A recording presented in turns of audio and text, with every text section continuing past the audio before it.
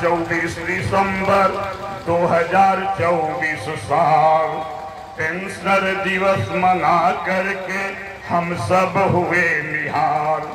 जिला से पेंशनर लोग के वहाँ पर भरमार हो गए। पेंशनर भवन बन के ओबरा में तैयार हो गए।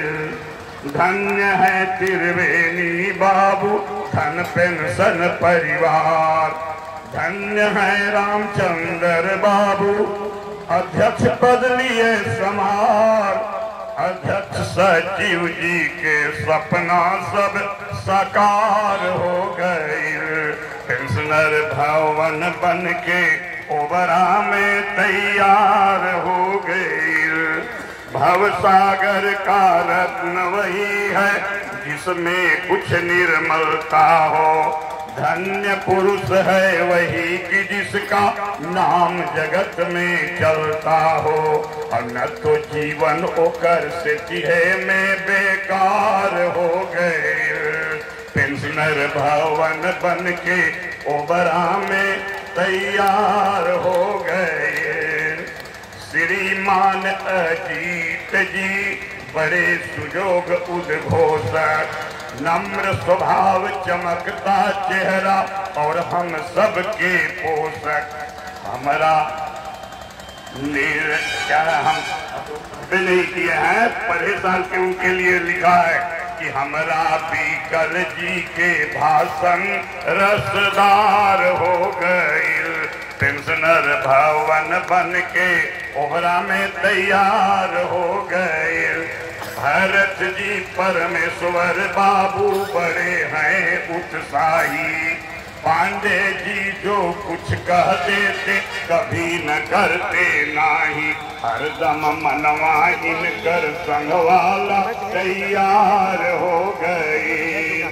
बदरी बाबू और मनी पांडे जी मिले वरुण बाजार। हाथ जोड़कर विनती किया सुन ले सरकार।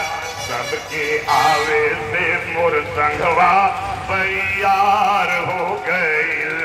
पेंशनर भवन बन के ओबरा में तैयार हो गए। स्वर्गीय देवनंदन बाबू बड़े थे सहयोगी। कर्मनिष्ठ दया के सागर और विरक्त थे जोगी। इनकर सारी करनी हमरा यादगार हो गई। पेंशनर भवन बन के ओबरा में तैयार हो गए। कठिन से कठिन समस्या यहाँ हल हो जाता। पेंशनर समाज से जोड़ लिया है जो कोई अपना नाता।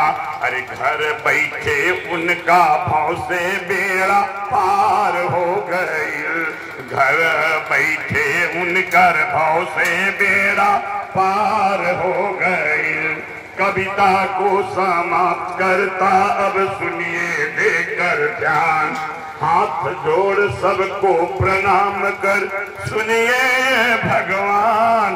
जीवन जगदीश के इस संघवा पर बलिहार हो गए।